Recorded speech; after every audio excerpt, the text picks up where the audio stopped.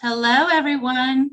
It's good to see everyone. I'm going to keep letting everyone in. I know that some of you are watching as departments or course teams. That's totally fine. But I'm going to share that I am going to drop a Google form in the chat box at the end. So if you're an AP or department chair and your team is watching, make sure that you share the link with your team, because our friends at Sadlier have donated some Chick-fil-A gift cards, and we'll be doing drawings. I know, right? Like, we love our Chick-fil-A in Georgia. So we'll be doing some drawings for the people who are here. It's too much to navigate, like wheel of names with this number of people on. So at the end, I'll drop the survey, make sure that everybody who is here gets it, and then I'll follow up by an email with our winner. So welcome back. It's so good to see everyone in this setting, and thank you for joining us for this brief training. We're going to keep it to an hour. I promise we have to, because middle school's coming on after you. It should be a refresher for many of you, but it may be new to some of you. And just to kind of give you a little bit of context, if you go onto the lock, on that front page of the lock, we have that document on how do I fit it all in. And if you have been a lock user over the years, you might have noticed that this year we added a section for the explicit teaching of vocabulary. And if you're a course team lead, if you're a department chair, I know so many of you in so many different settings. I'll be honest, I feel like as a district, we kind of took our eye off of the importance of explicitly teaching vocabulary for a period of time. We've been so focused on reading and comprehension work, and we kind of lost our way with the importance of vocabulary work and the impact on reading comprehension. So for that reason, we felt that it would really be worth our time to reintroduce many of you to Sadlier vocabulary, and to introduce for the first time to some of you Sadlier vocabulary. It's been on your teacher resources page. Hopefully you've discovered it. If not, I can send directions on how to do that. And it's been on the kids' e-class pages for quite some time. So we just want to help you in learning how to use it effectively. So with that, I'm going to turn it over to Ellen. And Ellen is with Sadlier, and she has been working with us, for a couple of years. I'm not going to say the number of years because I feel like that starts dating people. So, but Ellen's going to kick us off, and then we are going to get going with our training.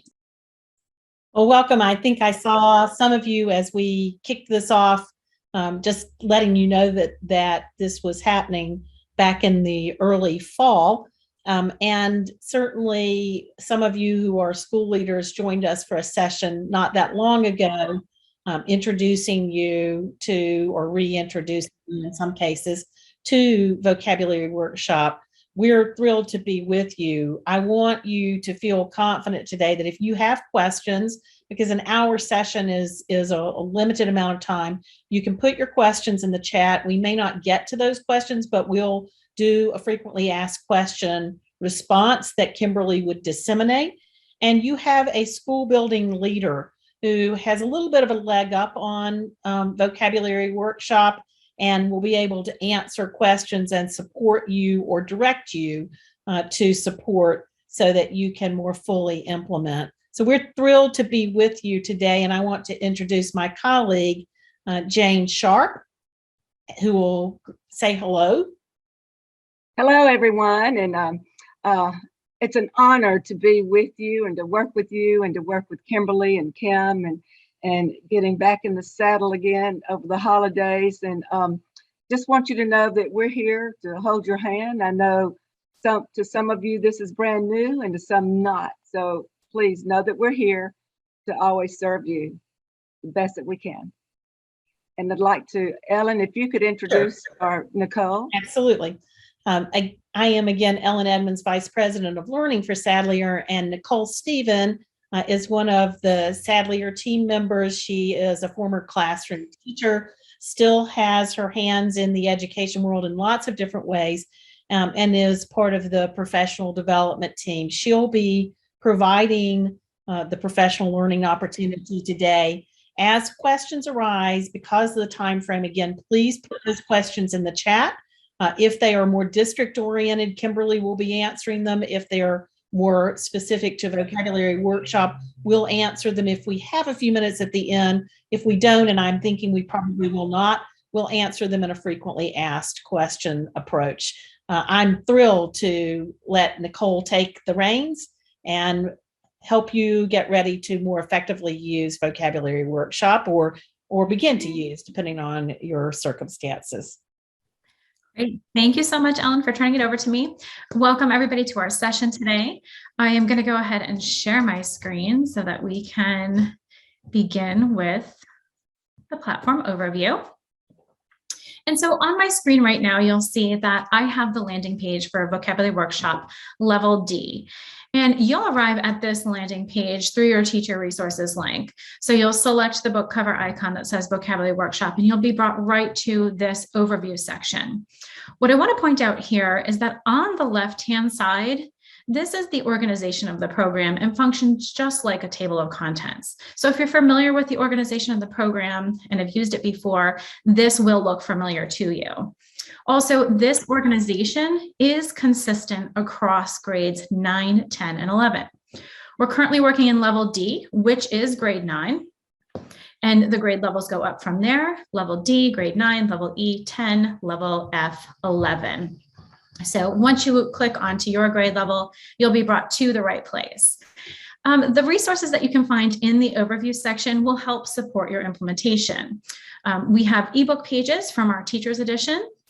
And I like to highlight the vocabulary strategies support down below as you think about ways to support your instruction for using context and word structure. Review these resources at the appropriate time. So I'm going to dive right into a unit so that we can talk about the resources that are available for student instruction. So when you select a unit from the left-hand side, the resources are going to open up on the right for you to work through. And you're going to use these resources in class. You're going to create assignments from here. And you'll also be able to access some of the interactive activities and graphic organizers right from this page. So you'll notice at the very top, I have Unit 1 listed here. And we always begin with instruction. This, again, follows the organization of the print book. So if you're familiar with that, this organization is going to look familiar to you. We always begin with the unit passage. And the unit passage can be clicked here on the link to be brought up for use in class. So I'm going to demonstrate that for you. But before I do that, I'd like to point out that on the left-hand side, directly in front of the resources, we have icons that sit there to help give you an indication of the functionality of the resource. So there's a speaker icon here. That's letting us know that there is an audio function embedded here. So when I click on the unit passage link, it's going to open up in my screen. And I have the unit passage with all of the vocabulary words bolded. And I can click a play icon. I'll wait for the movie. Compare and contrast essay. So it does have that read aloud function. On the right-hand side, I have an annotation tool. I can choose my color. So as I'm using this for instruction in class and I'm pointing out to students how to look for those context clues to determine the meaning of unfamiliar words, I might underline some key points here. You can clear those by clicking on the trash can. You do also have the option to go full screen mode by clicking the icon up here on the right-hand side. After you introduce the unit passage to students, you'll immediately introduce students to the definitions. So when you click on the definitions link, you'll be brought to the list of definitions. This features all 20 words that you can move throughout. So you can click on the left-hand side and we will provide you with the word, the part of speech, the pronunciation, a definition. You also have the option to see the word list in full by clicking on the multiple list at the top right-hand corner. And so you'll want to introduce those definitions to students. Another option for introducing the words to students is to use our instructional videos. The video camera icon here indicates that there is a video resource. And so the instructional videos, again, click on the left-hand side to move through the different videos. The words are on the left, the unit words. The play button. Admonish. Admonish. We'll play that video for you. You can also pause. On the right, bottom right corner, this is a full screen option for the instructional videos as well. After your instruction, you're going to notice that you'll immediately come upon your student practice. So these are those student practice exercises that you'll assign to students over the course of your unit. We start with choosing the right word, which is a great exercise for students to begin working with the unit words. They click the drop down and choose from the unit word that best completes the sentence. So they're starting with just the 2 selections here. And then students will begin to work with synonyms and antonyms. They'll have an opportunity for student practice with completing the sentence, a writing opportunity under writing words in action. So students would listen to the passage or read the passage again. And then they have an opportunity to complete the constructed response below. So they type their answer in the box. We're asking in these types of questions for students to use details from the passage, to use text evidence, and then also use vocabulary words from the unit. So lots of great opportunity for student practice with those unit words. Student practice closes out with vocabulary and context, this time focused on literary text.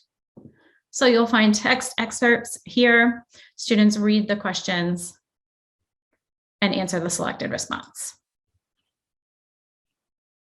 Additional practice is within every unit. So you'll have opportunities for passage-based reading, identifying sentence errors, timed essays. There is an opportunity for a practice quiz. So as students are getting ready for that unit test, you can assign them the practice quiz. They can work through that as they get towards the end of that unit. And then, of course, the unit test is under assessments. So the unit test will feature all 20 words. And there are some technology enhanced items built in here as well. Now, throughout the weeks of instruction, you do have the option to create custom assessments using our build an assessment feature. So this can be used for a variety of reasons, for extra credit, if you want to provide extra practice on a specific student exercise. So you'll click the link that says build an assessment. And from here, you'll use our filtering options to narrow down the available questions.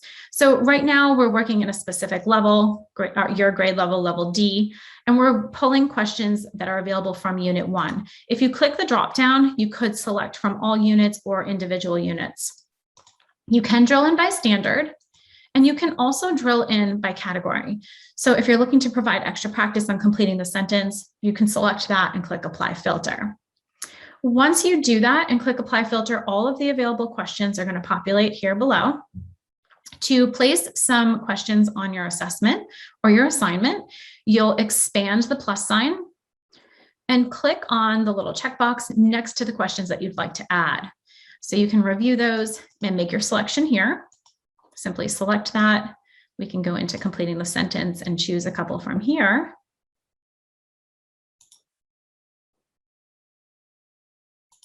And so I've got 3 questions on my assessment. I can click preview assessment and take a closer look to review this and make sure this looks the way that I want it to. On the left-hand side, I do have that trash can option that will remove this item from my custom assessment. If I like what I see here and this looks the way that I want it to, I can click save. And then I'll save this assessment. We'll call this Wednesday practice. I can type some custom directions to my students if I wish. You don't have to, that can be left blank. But when you click save and scroll down, you'll notice that the custom assessment that we just created will live under the custom assessment header inside the unit that we're working in. So if you create that custom assessment in unit 1, that's where it will live. These can be assigned to students, and we're going to walk through that process in just a couple of moments. You'll notice that these are a couple of other custom assessments that have been created on this platform. They do stay here. So as you create the custom assessments when you log back in, those are here for future use. Another great feature of the custom assessments is the ability to share them amongst your team members. So if you scroll to the right-hand side where the 3 dots say more, if you click that link, you can click Share Assessment. And you can choose from the list of teachers that display here, and you can check their names off. Click Save, and that custom assessment will be sent to their vocabulary workshop dashboard in the same unit that you have created it in. So just a way to share the workload if teachers are teaching the same section or the same grade level. Down below the custom assessments, we have our games and study aids. And so these are great opportunities for students to practice with the unit words. The first is the iWords. And the iWords function allows students to, once again, access the unit passage should they need to. So they can click on that link and hear it read aloud. But they also can click on the individual words. Admonish. Admonish. Admonish is a verb meaning to caution, scold, or remind. And I also like to point out that during the iWords function, students can navigate through the multiple units. So if you're directing students to use iWords as part of a review, it's easy for them to navigate that. For you as well, if you're using this to support your instruction in class. I won't go through all of the games. I'll give you some time to look through those as you're getting ready to see which are going to fit best for your instruction. But we do have flashcards that you can use in class. Students can use these individually. What's the word? Test your vocabulary. The matching challenge, these are the same, one focused on Greek roots, one focused on Latin roots. The games and study aids can be used throughout the unit to help students have multiple exposures and practice with those unit words. Directly below games and study aids, we have some blank graphic organizers. So we offer the word chart, the word square, and the word web.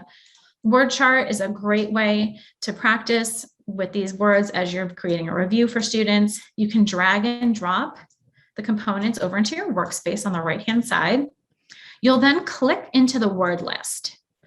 And so you can also navigate multiple units here. So if you're doing a review, this may function well for that as well.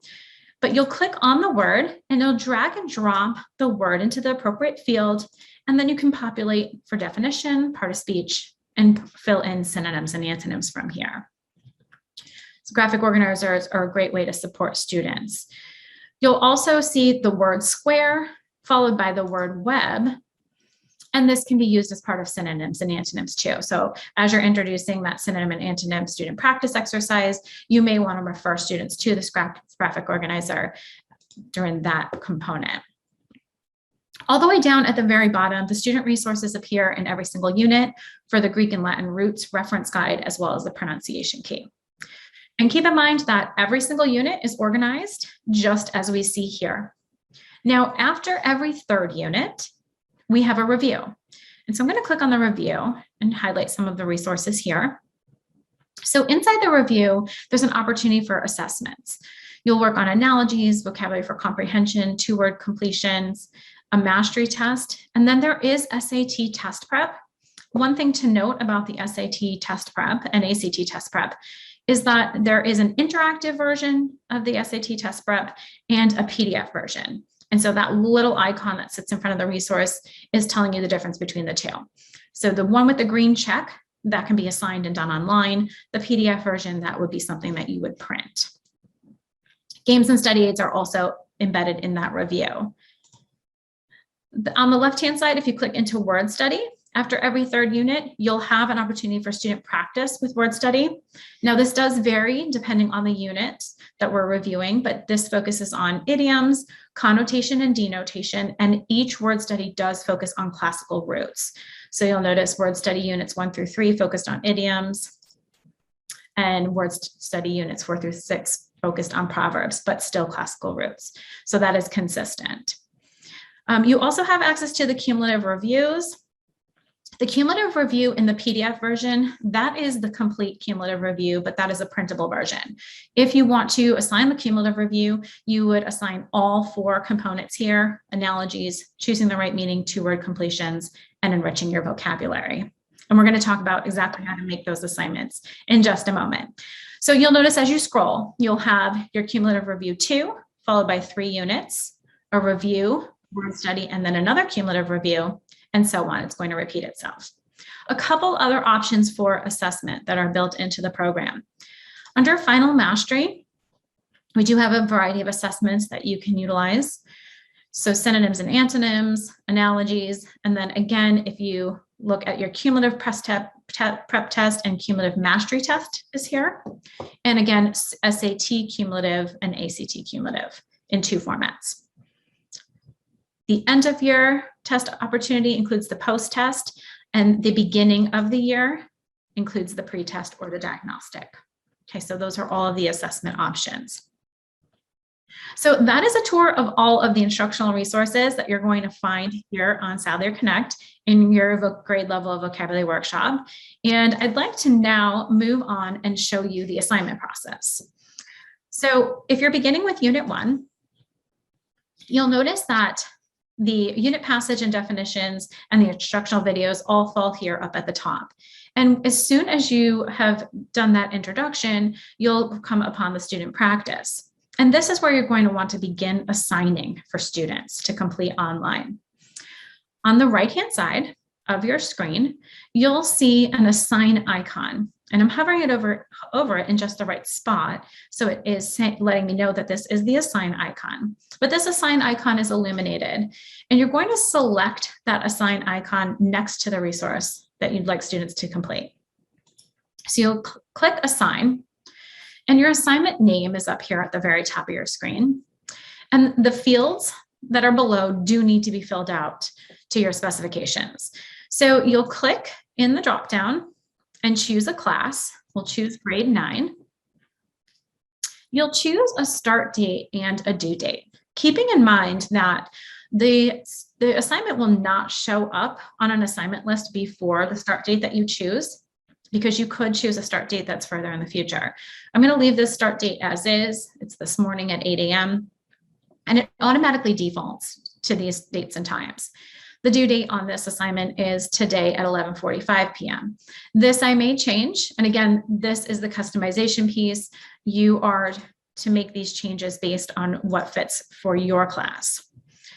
You also have the option to add a grace period. So if you'd like to add a grace period, click that box and choose an end date that is beyond the due date. The grace period just allows students to still access that assignment and leaves that window open so students can come in and complete it after the due date. It is marked late, but we do not take any points off for that. That's up to you. We just give you an indication, was it submitted late, yes or no? So I'm not going to use the grace period function on this particular assignment, but you're more than welcome to do so if that meets your needs. On the right-hand side, I always like to point out, particularly to the high school teachers, that the option for bulk assigning is right here. So we have chosen the resource choosing the right word. That is what we selected from the screen prior. Now, to add resources and bulk assign, you can click that button that says add resources. And from here, you can make a selection of additional student practice that you want to assign, additional practice. You could choose from any or all of these resources and create an assignment that is a number of days, a number of weeks. And of course, don't forget to set those parameters on the left-hand side if you do that. We're going to leave this one as an individual assignment just for that student practice exercise. Customize directions if you'd like to. It's not necessary. And then if any customization options exist from Sadlier, they would be reflected here. So you have the option to scramble questions. If test integrity is important to you, you may want to consider that. And then you also could exclude assignment data from reports and alerts, but we'd like to see the reporting. So we're going to leave that unchecked as well. Scroll all the way down and review the student list. These are the names of the students who are in that grade 9 class who are going to receive this assignment on their assignment list. And once everything looks exactly the way that you want it to, click Save. Now that assignment has been created and it will go out to students during the window of time which you specified. As the teacher, if you need to manage that assignment, you'll do so by clicking on the assignment link at the very top of your screen. So when I select assignments, what you'll notice on my screen is that right at the very top here is the assignment that we just created. So Unit 1, choosing the right word, we've got a start date, a due date. It is now active. It was assigned to my grade 9. So if you're looking just to confirm what assignment you've created, you can always find your assignments here. Now you may have to change the filtering of the assignment status, particularly if you're looking for a graded assignment or something that needs grading. So that drop down will help as you're sorting through those assignments. If you teach multiple classes, it also may be helpful to click this drop down here as well. I know sometimes high school teachers are teaching multiple sections, multiple classes. So keep that in mind. You'll click from the drop down and then click apply filter, and only that which you've specified will appear here. So here is that assignment. Now, if you need to manage this assignment or make any changes, you are going to do that from the screen. On the far right-hand side, under actions, is a little pencil with a drop down. You'll click on the drop down and you have a number of selections from here. So you can view this resource. If you need a reminder of what Unit 1, choosing the right word exactly is, click that, you'll be brought to the assignment. Your other option is edit assignment. If you click edit assignment, you can make any changes here. You can change the start date, you can change the due date, you can add that grace period, delete that grace period, and then click save. So you do have the option to edit that assignment from here. Now, the next thing that you can also do is delete the assignment. Mine is illuminated because students have not yet begun to take this assignment. Once a student enters into the assignment and has begun taking the assignment, you no longer have the option to delete. Now, if you're creating any test assignments in the next few days as you're practicing on the platform and you don't actually want students to take them, click on that assignment list, click the drop-down pencil and click delete so that students don't inadvertently go in there and start working on that assignment. All right, so that's how you create that assignment, Unit 1, choosing the right word. At this time, what I'd like to do is log in as a student so you can have a peek at the student experience. So I'm going to pause my screen for a second and log out as a teacher.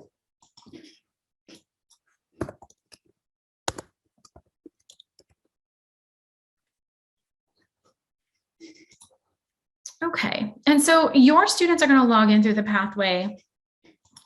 And once they do that, they will arrive at a dashboard.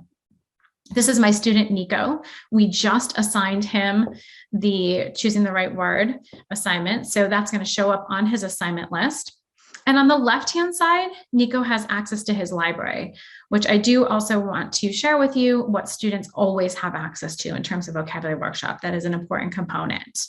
So students can opt to look through the assignment list in the smaller box on the dashboard and also look through the graded list from here, but they have the option to click on the larger screen. And in this way, we can sort for the most recent assignment. So I was able to click on the assignment list, have that appear on a large screen as the student. And now I can see that I have Unit 1, choosing the right word assigned to me. Here's my due date. And here's the status of that assignment. I have not started it yet. When the student is ready to begin the assignment, they click view, and they can begin working on the assignment from this screen. So a couple of options here. They can scroll down. They have the option to click save once they begun working. And I'm not going to try to answer these correctly. I just want to show you the functionality. But students will click the drop down. They'll be reminded to save their work.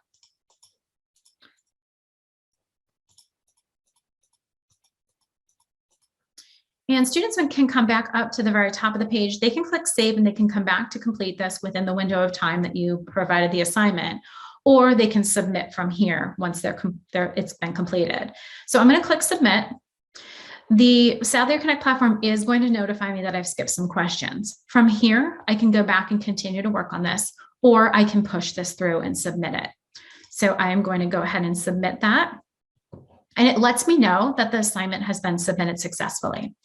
Now, if I pop over at the very top to where it says grades, I immediately have access to my score. And I scored a 20% just by guessing. And on the right-hand side, I can now click view. This is illuminated for me. and I can see my work. So I'm the student Nico Penna. This is my score, that 20%, and I can scroll down and I can review my work from here. Not every single assignment is going to be available to view immediately. There are assessments that are blocked from student viewing until everyone has completed the assessment, so that we avoid students sharing answers with each other. However, as soon as that view icon is illuminated, the student can click there and they would be able to look at their work. Another great component of the student dashboard is the library. So I'm going to click on the drop down. And again, your students will only see vocabulary workshop for their grade level. So I'm going to choose grade 9. And your students will have access to the resources that they need to support their instruction. So inside level D, things that students always have access to in each unit are things like the unit passage and the definitions, the instructional videos, the additional practice, all of the games and study aids, and the blank graphic organizers.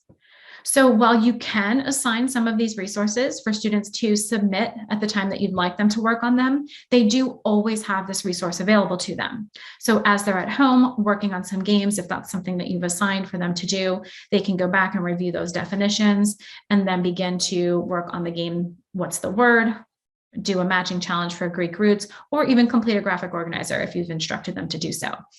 So keep in mind that you'll want to make sure that students know how to navigate to their book so that they have the unit passage and the resources that they need ongoing throughout the weeks of the units. They also have some games and study aids within the reviews. And it's consistent across all grade levels. So each grade level does have access, the students have access to their resources for instruction. All right, so that is the student experience. I'm gonna pause my screen again and log back in as a teacher.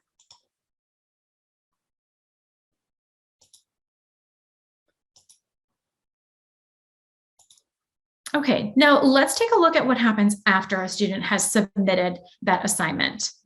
So once I log back in as a teacher, and this is where you would arrive as well, once you click through on that teacher resource landing page, I can now take a look at what my students have done as far as assignments. So I'll click on that assignment link, and there are a couple pathways that you can follow. I'm going to show you both.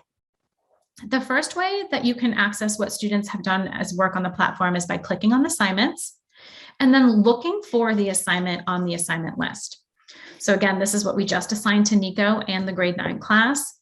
And we had that drop-down pencil with actions. A couple changes have happened here now because Nico has completed the exercise. And we also have a little icon indicating that there was a report available.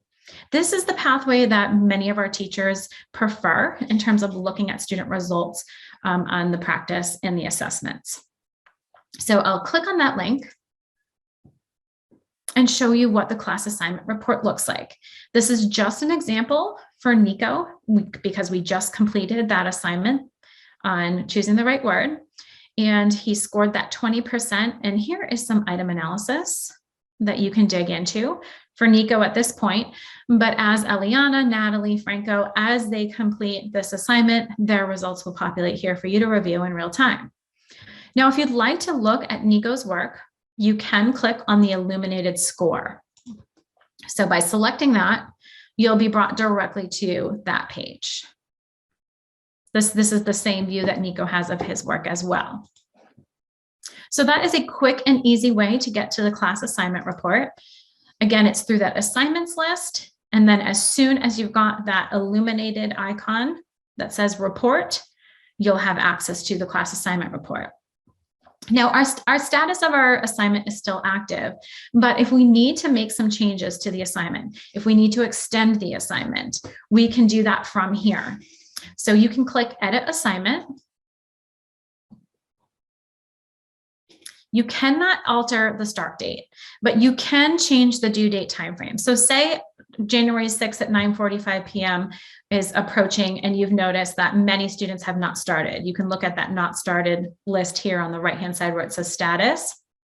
You can then go and extend that due date click save, and give students extra time. So anything that you need to do as far as managing the assignment is done through that link. So click that drop down, click edit assignment, and make any changes that you need to. We do have a variety of other reports available to you, and those are found under the reporting link.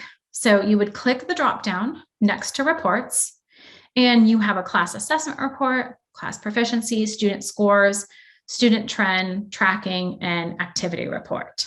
So I'll start right here at the top and give you a brief explanation of what the reports include. Keep in mind that when you first create an assignment for students, you'll just have reporting on that one assignment. You'll grow this list of reporting as you continue to create assignments and students submit those results. So you'll click on class assignment and you'll be brought to the assessment report. From here, you'll want to drill in to your class, and you can choose all students and then click apply filter. You'll notice that this is a waterfall report, so you'll click on your grade level and expand underneath. We're working in Vocabulary Workshop Level D. We have some results under Student Practice and Unit 1. This is a quick and easy way for you to see all of the Student Practice under Unit 1 that's been assigned. And then on the right-hand side, you do have that lock indicating that there is a report available here. So this is the alternative pathway to getting to the report. We're going to arrive at the exact same report that we just looked at. I'm going to click choosing the right word, and you'll see these are the same results. Nico's results with that item analysis, and we're able to view that work from here. So the class assessment report, that can really help you drill in if you're on the hunt for a specific range of assignments or multiple classes. Now, the class proficiency report, this is going to provide you with class proficiency by standard. So for example, you're going to use the same waterfall style reporting. You'll expand on the plus signs to uncover the standards. If you hover over the standard, we will provide you with the text for the standard. It tells you how many students were assessed on that particular standard and then drops them into proficiency levels. So that information could be helpful for you as you're determining student proficiency. The student scores report. This is a report that you can print as well as export. You would want to make sure that you filter for the appropriate list up here at the top. So again, we'll filter for that grade 9 and we'll choose all students. If you click apply filter, you'll notice that you do need to plug in the correct date range here. So once some results appear, you'll be able to click print or export from here. You can also drill in by student. So if you're looking to provide some results to parents, or you're looking to provide some grading results, as the semester ends or term ends, you can choose a specific student, click apply filter, and have all of the grading appear just for that student. Student trend report. This is really designed to track student progress over an 8-week period. You'd first select a class and then select a student and click apply filter, and it would provide you that tracking over that 8-week period. The student tracking, if we are tracking the following actions on the platform, if you want to know when a student entered an assignment, exited, submitted, viewed the graded assignment, you can also determine about how long students are spending working on the assignments by using this tracking report. So you can select your specific class, a student, and then click apply filters. You can see this is the tracking for the student Nico that we logged in as. The IP address is here for you. He entered the assignment, submitted the assignment, and viewed it, and the timestamps are here too. And finally, there is some activity tracking as well. Takes just a second for the report to come up.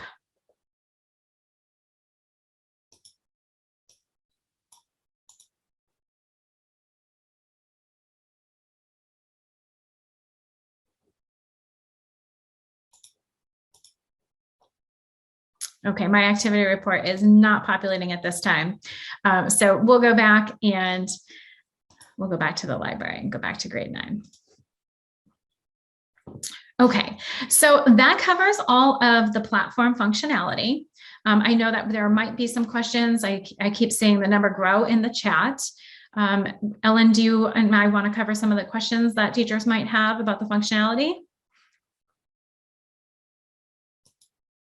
For the most part, I think I've answered questions as we've gone along. Would Okay. you show them how to change reporting from points to percentages? And would you show them how to assign to multiple classes, please? Oh, absolutely. I will. So if you would like to change from points to percentages, you're going to click in the drop down next to your initials, and you're going to click account settings. And right here under report settings is a drop down for you to choose from percentage or points. And you can go back and forth between the two.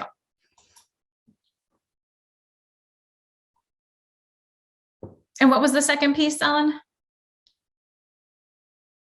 How to assign an assignment to more than one class at a time. Correct. Okay. And so once you are inside the item that you'd like to assign, so I'm going to go back to Unit 1 again, and we're going to assign a different item this time. So completing the sentence. If you click on that assign icon and you click inside the class drop-down field, you'll choose that class first, and then click in the open space right next to that class.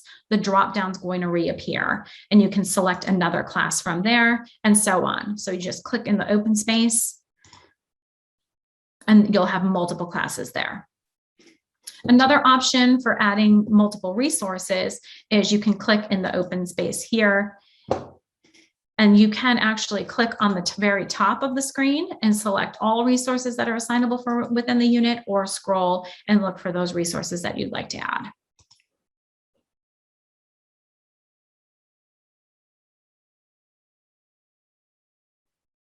Would you show how to reduce the number of distractors for an item or set of items? So if students might have an IEP and need a scaffolded activity. I will, yes. So when you click on the assignment icon, if the customization is available for you to limit the distractors, it will provide that information down here where it says available answers. You'll click the drop down and you can choose from limit to 2 choices or limit to 3 choices, or whatever the options are here.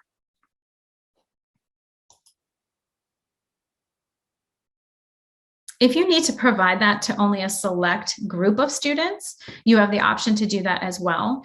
For example, you could choose grade 9. You could choose to limit this to 2 choices, uncheck the entire list of students, and only assign this assignment with the 2 choices to these 3 students or whomever you wanted to receive that. So you could leave the rest of the students off this particular assignment, click save, and then you could make the assignment again for the remaining students and have them have all selections. So it is customizable in that way.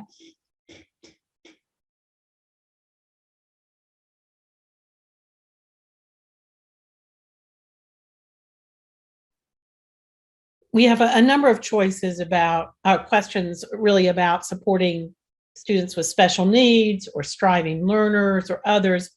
I've tried to respond to those, knowing that this is not an in-depth session, not wanting to really sidetrack us. But would you mind just going back, Nicole, to the custom assessment and showing how that can be used not just for assessments, but for practice, and that teachers might focus on a subset of words to really hold students accountable for a subset so that they learn those and master those words and get exposure to others, or item types that might be more scaffolded item types. Sure. So inside the build an assessment feature, you'd want to use your filtering criteria. So you could choose from the Unit 1, and you can drill in by category. So if you do want to provide that extra practice on writing, synonyms, you can make that selection here and click apply filter. The category types are listed here as well, but if you expand analogies, for example, or let's see, completing the sentence, if you want students to work on a specific subset of words, you could just pick them from this list. So say you want them to work on admonish, breach, circumspect, you would go through and choose just those words from this list. So as students are working through that option, you can customize it in that way. Then you could add additional, so I'm going to collapse analogies this time and collapse completing the sentence. You could go in and add under part of speech, just working on that word as well. So you'll have a variety of question types focused on that subset of words. If you click save, you can custom name the assessment.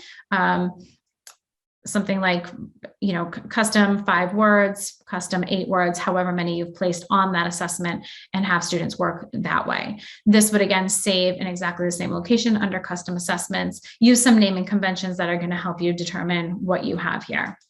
Another thing that I like to mention about the custom assessments is if you're using it for students who need additional support, another option here is you can always click on the custom assessment and you can click that printer icon up here at the top. So if you need to work through this custom assignment with a student and provide that level of support, you can print that off and you'll have access to that paper pencil version if needed. There's an answer key for you. So click show answers, print yourself an answer key, and then print that student version too.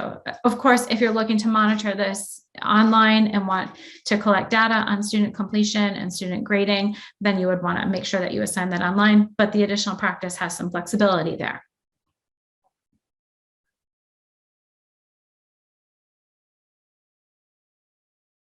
And just know the instructional videos with that audio and that sort of direct instruction piece, the iWords, being able to listen to the audio version of the passage, those are all scaffolds for students, provide support for students whose reading level might be below other students who need that, additional exposure, and, particularly for English learners or for students with special needs, those are great resources. The graphic organizers, of course, are really important to use with English learners, and all students benefit from work with graphic organizers. So don't just limit yourself to the practice and the instruction pieces that are clear. Use all of those additional resources to support students and differentiate. I don't see any other questions at this moment. Our goal is to have you feel confident to get started, not that this is the last session that we'll have together, and we know that questions may arise, which is why you have a local school leader to answer those questions and to support you. And let me just see, it looks like we got another question right at the... would you show forming small groups, and would you also show them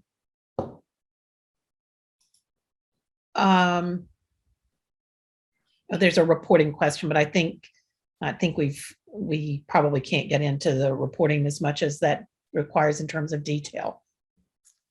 Okay, so yes, let me show you how to create a small group within your class. But one other thing I wanted to mention in terms of meeting the needs of your individual students is that on the unit test, for example, the 3 dots on the right-hand side, you can click Edit Assessment, and in the same vein as holding students accountable for only a certain selection of words, you could remove some of the questions from the unit test. It's now going to be renamed a custom test. So again, keep in mind those naming conventions that you want to use to make sure that you know what you've saved it as, but you do have that option there to edit our pre-created test.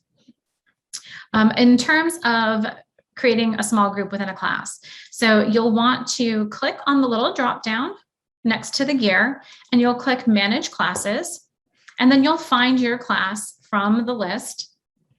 And next to the drop down where it says Actions, there's a little pencil with a drop down. This remains consistent, the pencil with the little drop down option. And you'll click Manage Groups from here. It'll be illuminated. Click Manage Groups, select Add Group. You'll name your group. So you can name multiple groups if you want to. But we'll name this, we'll just name this group 1. And I'll click Save and Add Students to Group. And then the students that I can add will pop up here. Click Update Students in Group. Are you sure you want to update that? And click Yes. And then that student's those students that you select will be placed into that named group. Now, when you go to create an assignment,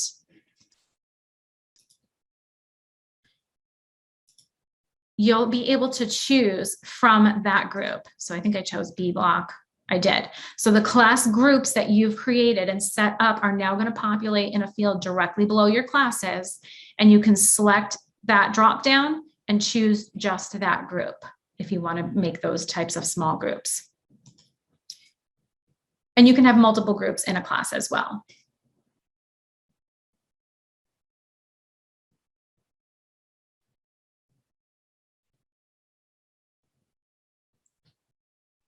Nicole, would you go to the unit assessment? Sure.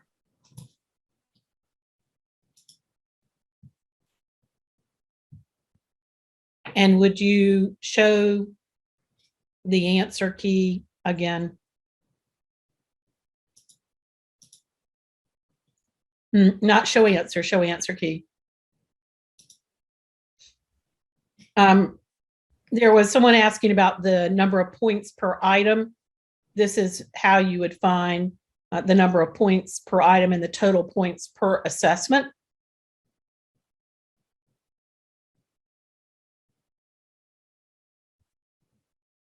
Thank you, Nicole. You're welcome. Let's see if I see.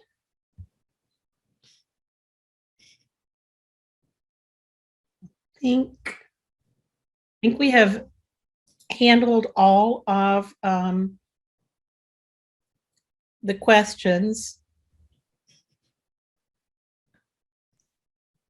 So if other questions emerge, feel free to reach out. You can reach out to me and I can get them funneled to the correct people. It's always interesting with a digital resource because some things the vendor, in this case Sadlier, can help with, but sometimes the things that we need to address are internal.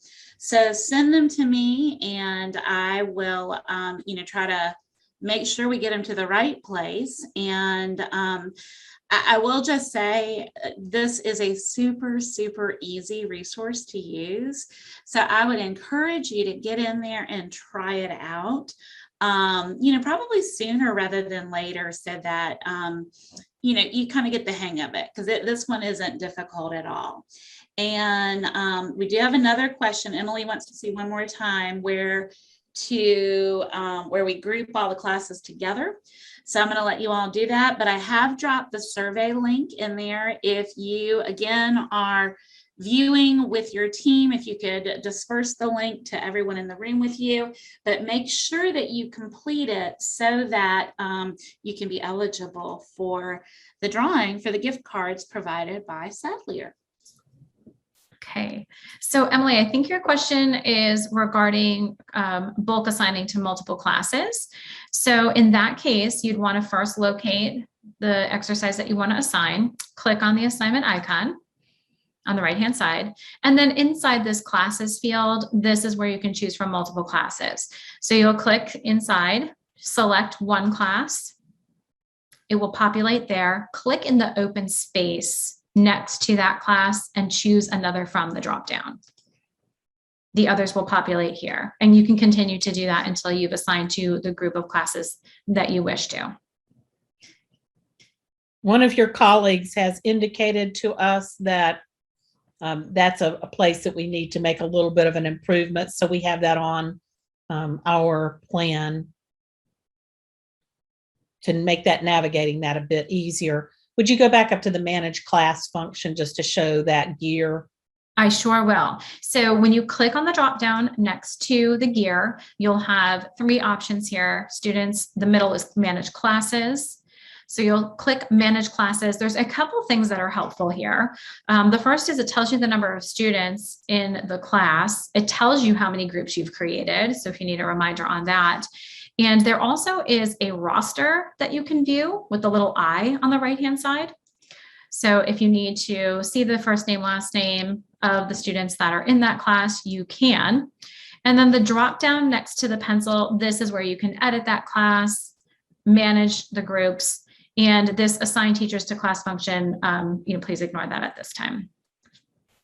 Kimberly, do you mind telling them again how they access the resource? Some people are asking if they need to set up a username and a password, and obviously they don't. Yeah, you don't. So I'm gonna, I actually dropped a link in the chat earlier. I'll re-drop it. I need to just pull it back up. But if you teach a core language arts course, so that's 9th grade language arts, 10th grade language arts, or 11th grade language arts, then all you do is go to the portal and drop down to teacher resources, and it will be there.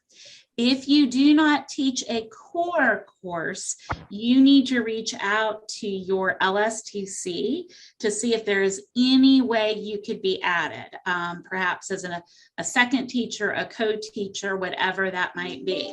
But this was a core resource and was adopted specifically for 9th grade language arts, 10th grade language arts, and 11th grade language arts. There's a question about exporting grades. And I know that Nicole showed that, but would you mind showing the report and the reports and where it says export?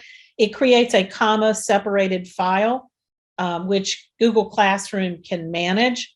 Because we're not directly integrating with Google Classroom, you'd have to upload that file into Google Classroom, but we do have customers who do that very successfully with a So comment. that's done through the student scores report. So the drop down next to reports, choose student scores. You'll fill in your filtering criteria from up at the top. So for example, if you wanted to, I know we have a lot of data from a specific student. I'll show you that. My friend Logan Brewer. Plug in a date range here. If you're looking for all of their results, you can find those and click apply filter. Everything that he has completed so far will be here. And then you can click export and use that document to transfer those grades over in a CSV file. You can also do this by class. You can choose all students and click apply filter, and you'll have some additional data organized the way that you specify up top.